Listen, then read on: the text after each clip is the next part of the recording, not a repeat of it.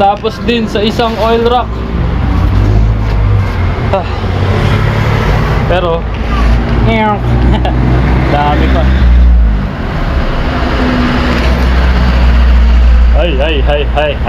Hay. Many more pa.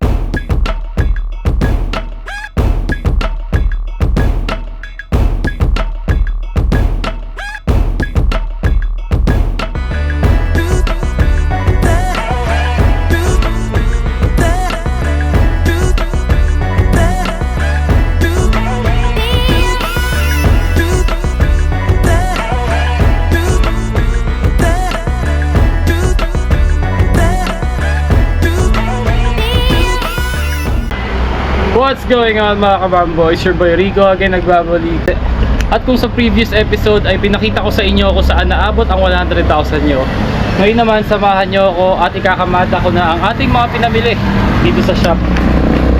Ito pa, ako yung mag-aayos pa lang, medyo pawis pa ako. So samahan nyo ako, tara.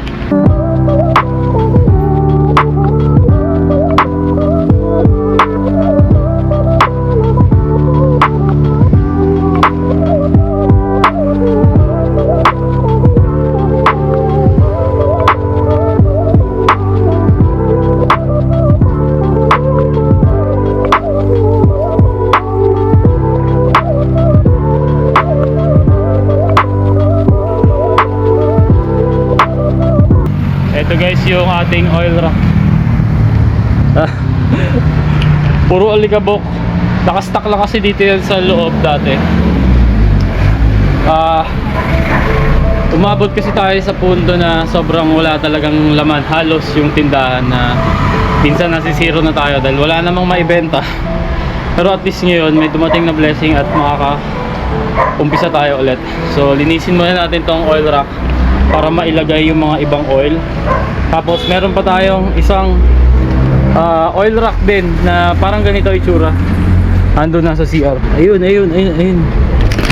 So yun ay dedicated na oil rock na binigay ni RHM dati para sa RC919 oil. So yun, linis mo tayo.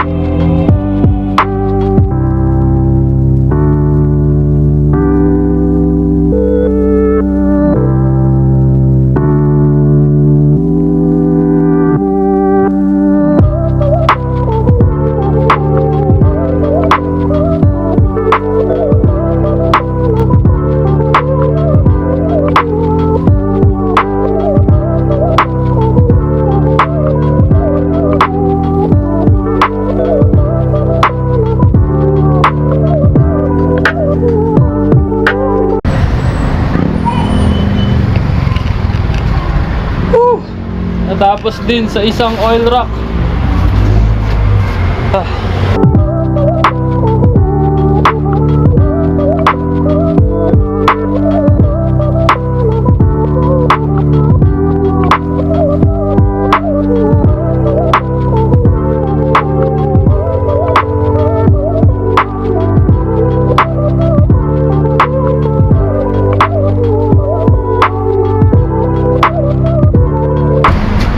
siguro yung ibang mga stock pansamantala ikaw muna ipapatong sa ibabaw ng stante, pero aayusin ko pa dun sa ating rack mamaya, kasi kailangan ko pa rin na malinisan to dahil grabe din ang alikabok ko.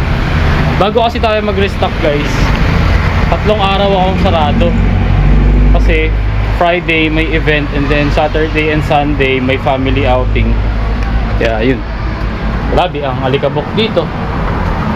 Eh tayo ay nasa kalsada pa naman at active na active dito kasi nga tapat ng school.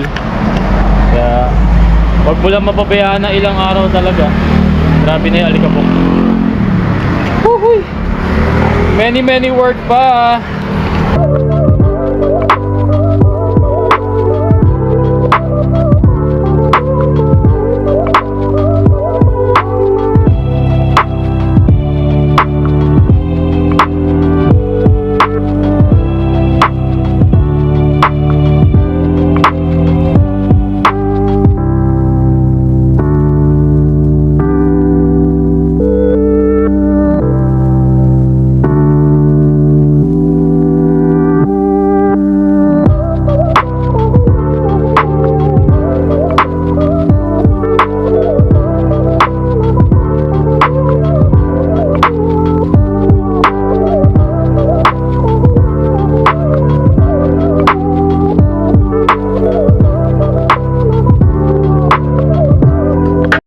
Special shout out sa AZ Care, Degreaser, and Magic Gatas. Mabait yung may-ari na ito kasi pinayagan tayong mag-consignment ng kanyang mga products.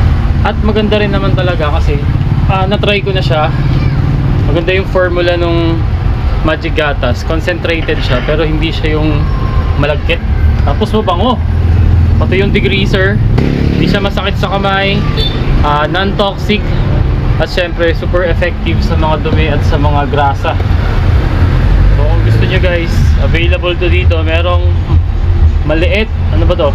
200 ml, tapos yung malaki 500 ml. Pero mas makakamura kayo dito guys.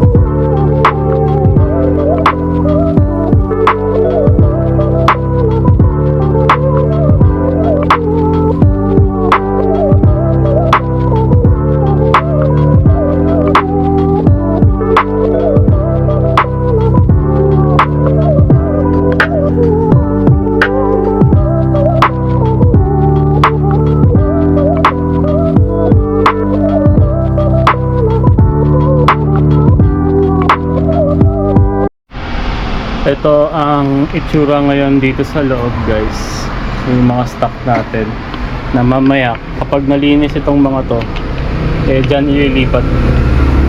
Tapos mga natira nating langis wala tayong paglagyan pero may bakante pa dito sa ilalim ng estante, so dyan natin ilalagay. Tapos meron pa tayong mga gear oil doon, ang mga high temp grease, mga oil filter, dyan na rin natin lahat ilalagay. Siguro iusog na lang natin itong ibang ano natin. Tapos konting ligpit-ligpit na lang. Yan, linis-linis lang talaga kailangan, tsaka konting pag-organize. Tapos yun naman, yung area na yun, ayusin ko pa rin yan, isasalansan ko kasi may mga konting nadagdag na display. Sinabit ko lang muna para mabawasan yung mga nakakalat na box. Konti na lang, matatapos din tayo.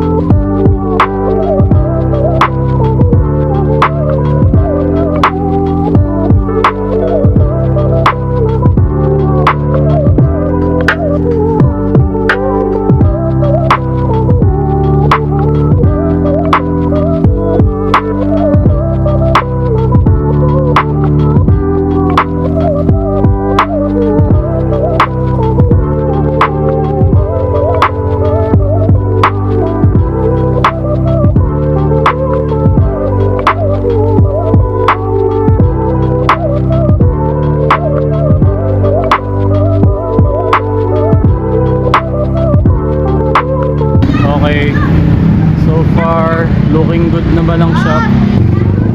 Ayan, natapos din natin yung ating mga display. Ginabi na tayo kasi nag-break na rin muna tayo dahil sobrang napagod na. Pero ito, try ko kahit pa paano makapaglinis-linis pa ng konti. Pero kung sakali maya maya uwi na rin. At pagod na talaga. Ang dami na nating nagawa ngayong araw. Yan ang struggle kapag nag-restock. Tapos ang tindahan mo ay maliit. Tapos wala ka namang katulong. Ikaw lang mag-isa. Pero okay lang. Sanay naman na tayo kasi taon na natin tong ginagawa.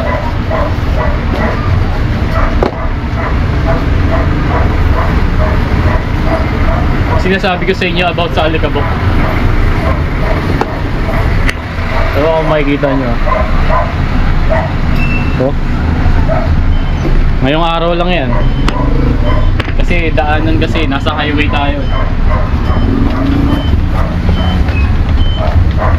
Linis-linis, walang katapusang linis-linis. Pero basta mahal mo naman yung ginagawa mo eh. Hindi naman siya sobrang nakakapagod.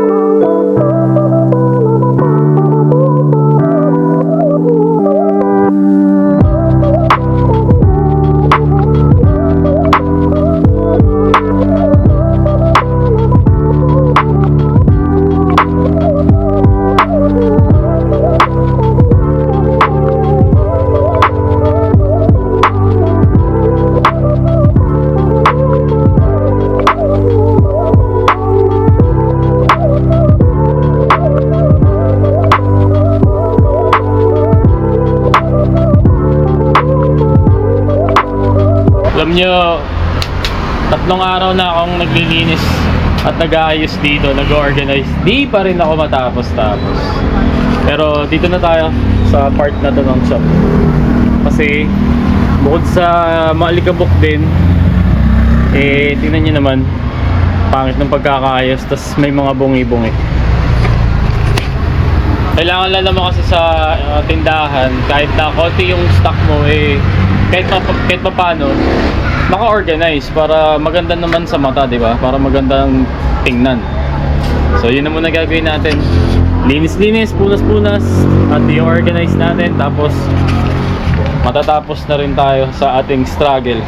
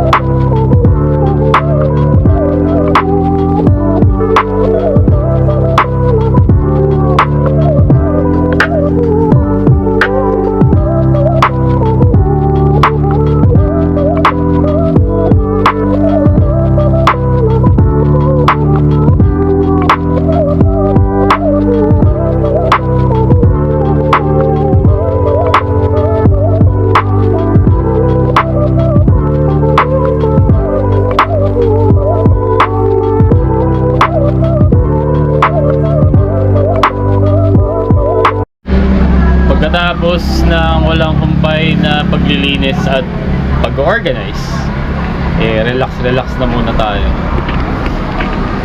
Tapos isa sa mga dinadagdag ko sa routine ko ngayon ay ito, green tea na walang halong kahit ano. Minsan sinasabay ako ng kape, kaso medyo weird yung lasa. Tapos pinipisat ko pa ng kutsara yan para lumabas talaga yung katas niya. Kita nyo, brown na brown. Kasi syempre hindi naman tayo bumabata, mag ano rin tayo, magpanggap tayo na healthy ba. So ito na po ang itsura ng ating munting tindahan pagkatapos natin maisaayos lahat. Ayan yung ating mga langis, dalawa yung oil rack natin. Ayan. Ito, nasira yung ilaw. May ilaw din to dapat eh. Maganda kasi pag may ilaw, nasira. Isa na lang yung natira. So ito yung mga bolts. Ganda lang kasi nung dito ko tinapat sa loob yung estante na to na may ilaw na warm light, nagre-reflect siya doon sa Panther tires. So alam mo yun, dahil dilaw din siya, dito kasi mapunta yung ilaw, nagre-reflect siya sa Panther tires. So sa labas, ang ganda lang tingnan. Tapos itong side na to, yan, ayos na rin natin.